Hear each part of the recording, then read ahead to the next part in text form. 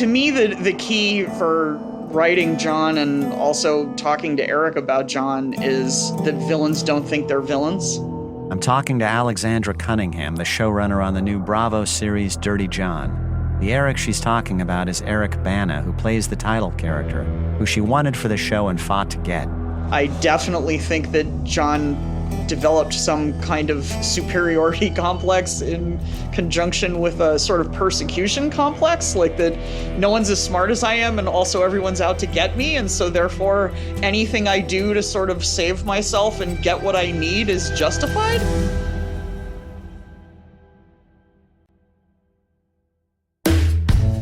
From the Los Angeles Times and Wondery, I'm Chris Goffard, and this is a special bonus episode of Dirty John.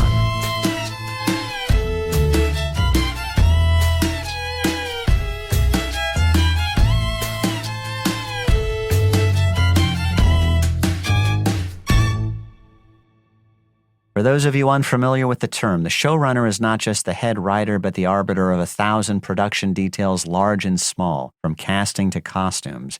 Basically, the CEO of a corporation that forms for a few harried months and then dissolves. Cunningham's first job in the role was the American version of Prime Suspect.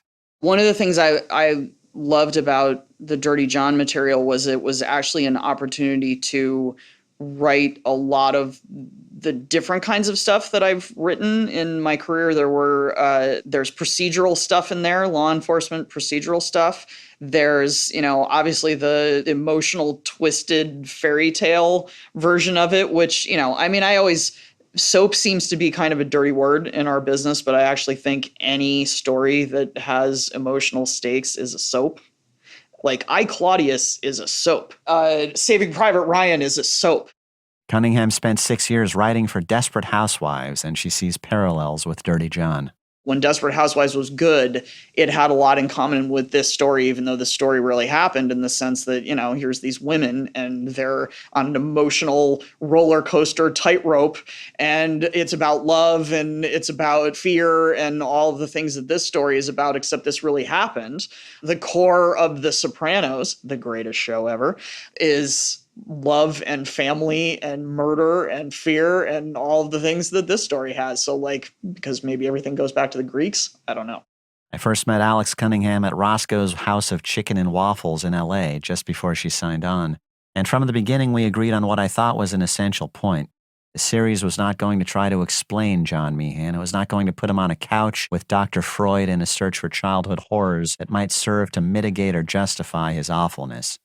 I didn't think of Meehan as a man wearing a mask that concealed a wounded, more vulnerable, more authentic self. I thought of him as only masks, concealing total emptiness. I thought of the scene in The Invisible Man where the hero peels away his bandages and there's no one there. In the writer's room more than once, Cunningham made the point that one reason people want explanations for John Meehan is that it gives them the comforting illusion that he's somehow defendable against. People want to have John completely explained because if they think if they know the reasons behind his behavior, then that will help them avoid a person who behaves like that. Except, of course, obviously, you wouldn't know these things about your John if he came to you and tried to do the things to you that John did to women. You wouldn't know any of those things about that person, so it really wouldn't help you.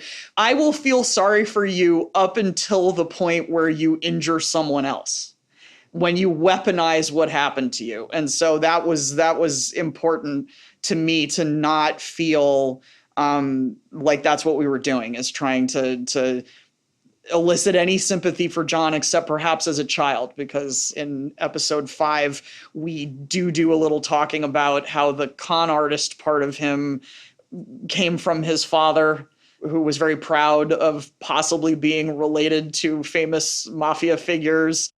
Episode 5 of the TV series gives us a glimpse of John Meehan's childhood. It shows him under the influence of his father, a small-time crook who ran a card room and introduced young John to a variety of swindles.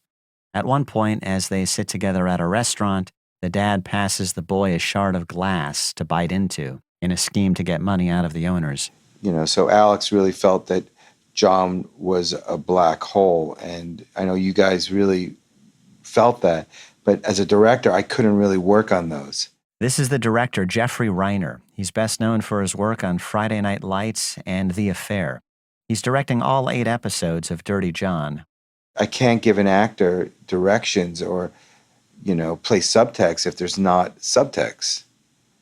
So if you're just playing somebody who's an evil person, then you're going to have a lousy performance. And so, Eric and I would really discuss a lot, what motivates this guy.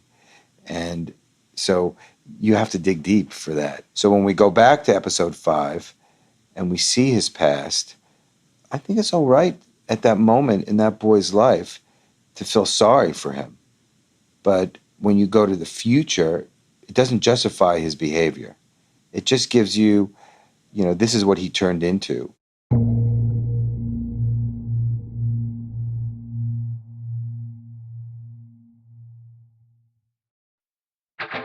From websites and online stores to marketing tools and analytics, Squarespace is the all-in-one platform to look for when building a beautiful online presence and run your business.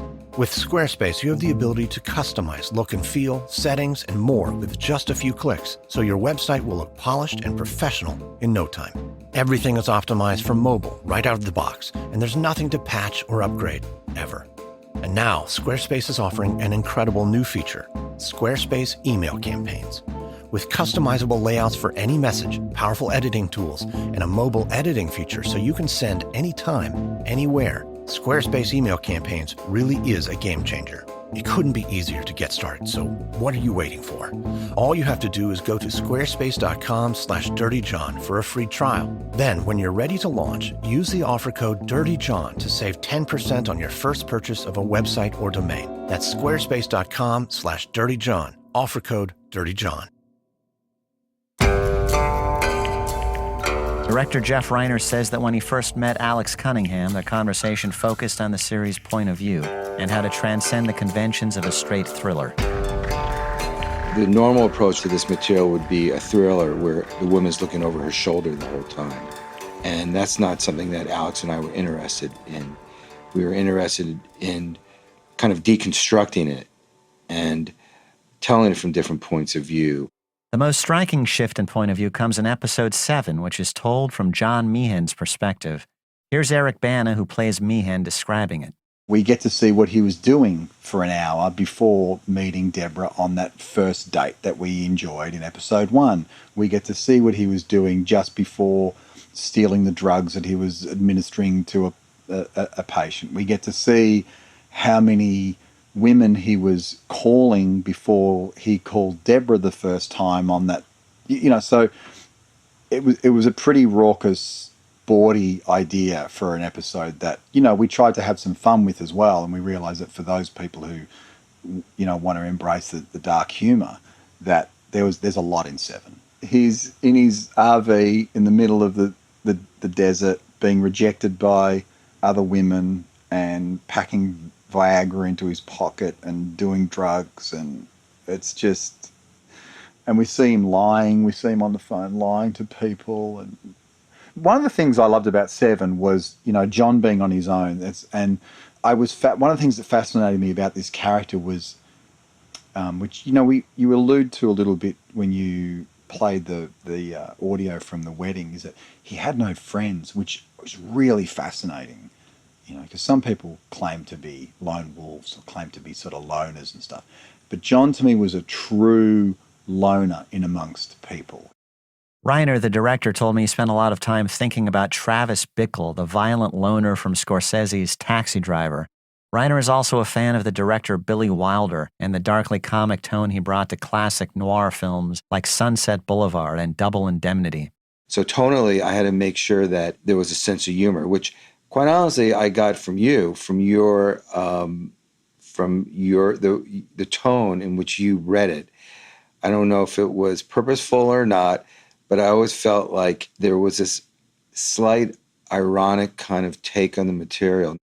The real-life John Meehan was a con man and a sadist who hurt more people than we'll probably ever know. A creature of malevolence so pure, it's hard to think of analogs in my long experience of writing about very bad people. But nobody on the Dirty John series thought it would be interesting to portray him as a glowering papier-mâché villain. So he had to be charming, and he had to be funny, and he had to be, even in his evil, had to be somewhat funny. Yeah, there is this character who might think he's in a Scorsese movie, or he might think he's an ultimate villain. And so that will dictate what he says and what he does.